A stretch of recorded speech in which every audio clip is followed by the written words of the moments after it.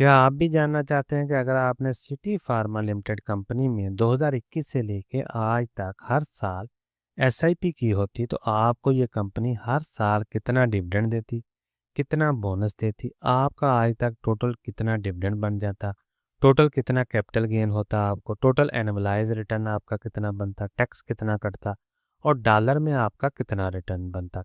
Complete information हो गई। चलते हैं एक्सेल शीट। जी, तो सिटी फार्मा लिमिटेड पे हम केस स्टडी करेंगे एसआईपी की। एसआईपी हम करेंगे हर साल 1 लाख रुपए की और 1 लाख रुपया हम इन्वेस्ट करेंगे उस साल की जो हाईएस्ट प्राइस होगी उस पर। ठीक है जी, ताकि हमें एक वर्स्ट केस सिनेरियो में पता चल सके कि 2021 से लेके आज तक इस कंपनी में अगर हम इन्वेस्टेड रहते एसआईपी के ज़रिए तो हमें कितना रिटर्न मिलता। ये वीडियो एजुकेशन पर्पज़ के लिए है ओनली। ठीक है जी, तो 2021 में हम 1 लाख रुपए इन्वेस्ट करेंगे। 55.06 हाईएस्ट प्राइस है उस साल 2021 में इस कंपनी की और शेयर हमें मिलते हैं 1816। 2021 में ये लिस्ट भी तकरीबन 2020 या 21 में ही हुई है। ठीक है, 2020 में शायद हुई है, तो हम केस स्टडी बना रहे हैं 2021 से। और 2021 में ये कंपनी हमें एक बोनस देती है और एक डिविडेंड देती है। बोनस के बाद हमारे शेयर बढ़कर हो जाते हैं 1997 और डिविडेंड हमें देती है ये कंपनी 1.5 रुपीज़ पर शेयर के हिसाब से, जिसकी वैल्यू बनती है 2700। इसी तरह 2022 में हम 1 लाख रुपए इन्वेस्ट करेंगे। 40.2 हाईएस्ट प्राइस थी, 2488 हमें शेयर मिलते हैं। 2022 में ये कंपनी हमें कोई डिविडेंड और कोई बोनस नहीं देती। 2023 में दोबारा हम 1 लाख रुपए इन्वेस्ट करेंगे। 29.45 हाईएस्ट प्राइस होती है और 3396 जो है हमें शेयर मिल जाते हैं। 2023 में ये कंपनी हमें एक डिविडेंड देती है 2.5 रुपीज़ पर शेयर के हिसाब से, जिसकी वैल्यू बनती है 19,704। ठीक है जी, शेयर हमारे पास हो जाते हैं 7,881। 2024 में दोबारा हम 1 लाख रुपए इन्वेस्ट करेंगे। 73.79 हमारे पास हाईएस्ट प्राइस है, 1355 हमें शेयर मिल जाते हैं। 2024 में यह कंपनी हमें एक डिविडेंड अनाउंस करती है 3.25 रुपीज़ पर शेयर के हिसाब से, जिसकी वैल्यू बनती है तकरीबन 30,000 रुपया, जो कि हम डिविडेंड की मद में ले लेते हैं और शेयर हमारे पास हो जाते हैं 9236। ठीक है जी, 2025 में दोबारा हम 1 लाख रुपए इन्वेस्ट करेंगे। 109.3 हाईएस्ट प्राइस है 2025 में और 915 हमें शेयर मिल जाते हैं। टोटल शेयर हमारे पास हो जाते हैं 10,151। 2025 में ये कंपनी एक डिविडेंड देती है 3.5 रुपीज़ पर शेयर के हिसाब से, जिसकी वैल्यू बनती है 35,530, जो कि हम डिविडेंड की मद में ले लेते हैं। तो आपने देखा कि 2021 से लेके 2026 तक किस तरह इस कंपनी ने ईयर ऑन ईयर बेसिस पे हमें कितना डिविडेंड दिया और डिविडेंड की मद में हमने जो रकम ली वो और कितना हमें बोनस दिया। एक ही बोनस इसने अनाउंस किया और बाकी सारे हमें डिविडेंड दिए। एक साल इसने मिस किया है 2022 का। अभी हम चलते हैं रिटर्न समरी पे। तो रिटर्न समरी में आते हैं जी। 1 जनवरी 2021 से हमने शुरू किया 27 फरवरी 2026 तक। टोटल शेयर हमारे पास हो जाते हैं 10,151। 27 फरवरी को प्राइस चल रही है 84 की। ठीक है जी, आप तक जब वीडियो पहुंचे तो हो सकता है ये प्राइस चेंज हो जाए। तो पीकेआर में ये वैल्यू बनती है तकरीबन 8,54,000 रुपया। कॉस्ट हमारी आई है तकरीबन 5 लाख रुपए की, क्योंकि हमने 5 साल एसआईपी की है 5 लाख रुपए की। अनरियलाइज प्रॉफिट आज अगर हम इसको सेल कर देते हैं तो हमारे पास 3,54,000 रुपये का प्रॉफिट आएगा, जो कि बनता है 70.90%।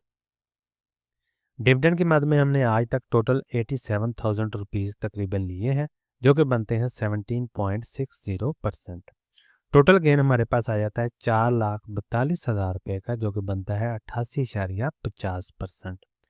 एनुअलाइज रिटर्न जो है वो बनता है 21.80। ये अहम चीज़ है। इसी एनुअलाइज रिटर्न के बेस पे आप इस कंपनी को सेम सेक्टर में दूसरी कंपनियों के साथ या दूसरे सेक्टर की दूसरी कंपनियों के साथ या दूसरी एसेट क्लास के साथ कंपेयर कर सकते हैं। एनुअलाइज रिटर्न जिसे हम XIRR भी बोलते हैं, ये जो वैल्यू है ये XIRR की है। ठीक है जी, 21.80%। यहाँ तक तो बात होगी बगैर टैक्स के। अभी हम बात करेंगे टैक्स की। तो डिविडेंड हमने ले लिया 87,000 रुपये का तकरीबन। टैक्स हमारा कटा 13,000 रुपये का। आफ्टर टैक्स हमारे पास अमाउंट बचती है तकरीबन 74,000 रुपये की, जो कि हमने डिविडेंड की मद में टोटल रकम ली, नेट डिविडेंड। तो कैपिटल गेन आ गया हमारे पास 3,54,000 रुपये का। टैक्स इस पे कटा है तकरीबन 53,000 रुपये का, और आफ्टर टैक्स हमारे पास अमाउंट बचती है तकरीबन 3 लाख रुपया। टोटल हमारे पास आ गया जी 4,42,000 रुपया। इस पे हमने टैक्स दिया 66,000 रुपया, और आफ्टर टैक्स हमारे पास अमाउंट बचती है 3,75,000 रुपया। ये जो टैक्स मैंने कंसिडर किया है ये 15% है, ठीक है जी। ये कम या ज़्यादा हो सकता है, डिपेंड करता है कि पॉलिसी है, ठीक है जी। तो एफबीआर की पॉलिसी हर साल चेंज होती रहती है और टैक्स भी उसी के अकॉर्डिंगली चेंज होता रहता है, लेकिन यूजली 15% ही होता है, ये कम या ज़्यादा हो सकता है। और कैपिटल गेन जो है ये लॉन्ग टर्म में ज़ीरो भी हो सकता है, डिपेंड करता है कि आपने शेयर को किस साल परचेज किया है और उस साल एफबीआर की क्या पॉलिसी थी। लेकिन हमने एक वर्स्ट केस सिनेरियो क्रिएट किया है कि 15% ही हमने टैक्स दिया है, ठीक है जी। तो ये एडजस्ट भी हो जाता है, डिपेंड करता है कि आप बाकी शेयर में काम कर रहे हैं या नहीं कर रहे।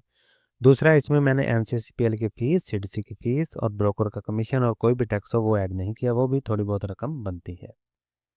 इन्फ्लेशन को हमने एडजस्ट नहीं किया क्योंकि हम पास की हिस्ट्री की बात कर रहे हैं, तो इसलिए इन्फ्लेशन को मैंने ज़रूरी नहीं समझा। फ्यूचर में कहीं बात करेंगे तो इन्फ्लेशन को ज़रूर एडजस्ट करेंगे। तो यहाँ तक तो बात होगी जी हमारी पाकिस्तानी रुपीज़ में। अभी हम बात करते हैं डॉलर में, इसने हमें प्रॉफिट दिया है या लॉस दिया है। शेयर हमारे बन गए 10,151, प्राइस है 84.16 जो कि बनती है यहाँ पे 84.16। वैल्यू इसकी बनती है 8,54,000 रुपया, डॉलर टर्म में बनती है $3,055। कॉस्ट हमारी यही है 5 लाख, क्योंकि हमने हर साल 1 लाख रुपया इन्वेस्ट किया, तो उसी के अकॉर्डिंगली जो डॉलर बनते हैं वो $2,348 बनते हैं, क्योंकि हमने हर साल 1 लाख रुपया इन्वेस्ट किया है। तो हर साल जो भी डॉलर का रेट होगा 1 जनवरी को, उसी साल हमने वो सारे साल जो है वो जमा कर लिए, और उसमें जो जितने डॉलर बनेंगे वो हम यहाँ पे लिख लेंगे। अनरियलाइज्ड प्रॉफिट 3,54,000 रुपये का है, और डॉलर में हमारा बनता है 707%, जो कि बनता है 30.10%। डिविडेंड हमने लिया 87,977 रुपये का टोटल, और डॉलर में हमने डिविडेंड लिया है जी 318, जो कि बनता है 13.60%। डॉलर में ये डिविडेंड हमने कैसे कैलकुलेट किया, क्योंकि हमने हर साल डिविडेंड लिया है, तो हर साल जो भी डॉलर की वैल्यू थी उसी के अकॉर्डिंगली हमने डॉलर को जमा किया, और हमारे पास आ गया जी $318 टोटल। टोटल गेन हुआ हमें 4,42,000 का। यहाँ पे टोटल टोटल डॉलर में गेन हुआ हमारा dividend plus unrealise profit dollar में, तो ये बन गया $1,025, जो कि बनता है 43.70%। और डॉलर में हमारा एनुअलाइज रिटर्न बनता है 11.10%, ठीक है जी।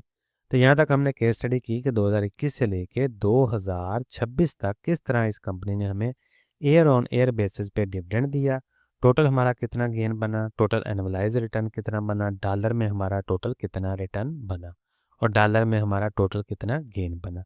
यहाँ आपने एक बात ध्यान में रखनी है कि ये जो मैंने प्राइस सेलेक्ट की है ये मैंने उस साल की हाईएस्ट प्राइस सेलेक्ट किया। अगर आप इस प्राइस को कम कर देंगे तो आपका जो टोटल गेन है वो बढ़ जाएगा, आपका एनुअलाइज रिटर्न भी बढ़ जाएगा, डॉलर में आपका रिटर्न भी बढ़ जाएगा, और डिविडेंड भी आपका बढ़ जाएगा। शर्त यह है कि आपने जो बाइंग प्राइस है वो आपने कम करनी है, यानी आपने जब शेयर को बाय करना है तो कोशिश करनी है कि आप कम प्राइस पे ही शेयर को बाय करें, ठीक है जी। तो केस स्टडी करने का पर्पज़ भी यही था कि अगर कंपनी के फंडामेंटल चेंज ना हो तो फ्यूचर में भी सेम टाइप का ही रिटर्न आएगा आपका, अगर आप इतनी इन्वेस्टमेंट करेंगे हर साल।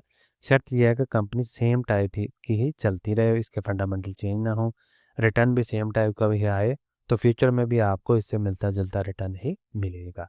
शर्त यह है कि आपकी बाइंग प्राइस जितनी कम होती जाएगी आपका रिटर्न उतना ही बेहतर होता जाएगा। तो ये थी case study city pharma company की। ये एक बंदे ने कमेंट किया था, उसके कमेंट पे मैं ये वीडियो बना रहा हूँ। कोई भी सवाल हो कमेंट सेक्शन में ज़रूर पूछे। मिलते हैं अगली वीडियो में, तब तक के लिए अल्लाह।